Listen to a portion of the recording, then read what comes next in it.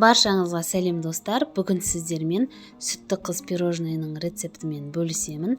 Видеоны соңына дейін тамашалап, менімен бірге дайындаңыздар. Ол үшін бізге ұн, қойылтылған сүт, жұмыртқа және қопсытқыш қажет. Ыдысқа жұмыртқаны саламыз. Қойылтылған сүтті құйып, жақсылап араластырамыз. Бұл пирожныйдың құрамы өте қарапайым, бірақ өте дәмді болып шығады.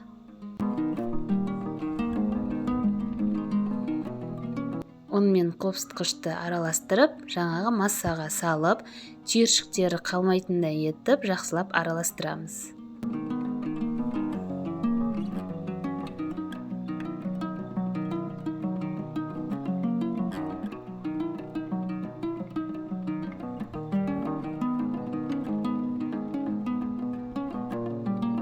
Араластырып болғаннан соң, 1/3 бөлікке бөліп, пергамент қағазына құйып, 4 бұрышты формаға етіп жайып аламыз.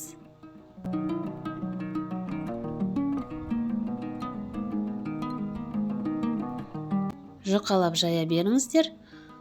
Құрамында қопсытқыш болғандықтан, қамыр піскен кезде шамалы көтеріледі. Барлығын осылай жайып, 180 градуста қызып тұрған пешке салып, 5-7 минуттай пісіреміз. Оған дейін кремін дайындаймыз. Сливки, творожный сыр және қант ұнтағын жақсылап араластырып, миксерлеп крем дайындаймыз.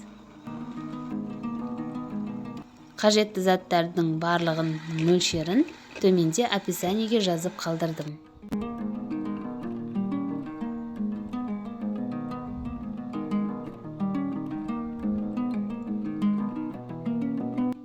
Енді корждарды жинауға кірісеміз. Корждарды қойып, арасына крем жағып жинаймыз.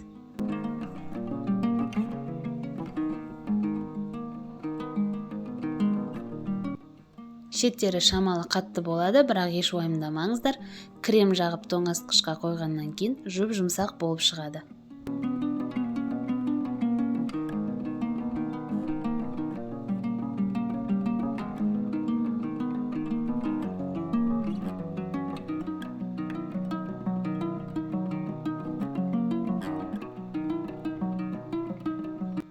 Барлығына осылай жағып, шет-шетіне жағып, бетін тегістеп, тоңазытқышқа кемінде 1,5-2 сағатқа алып қоямыз.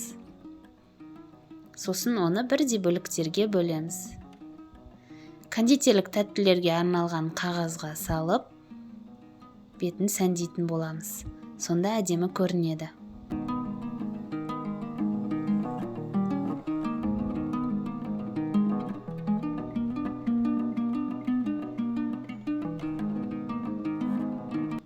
Қалған креммен осылай гүл жасауға болады. Кез келген жемістермен, шоколадпен сәндеуге болады. Мен осылай сәндеп шықтым.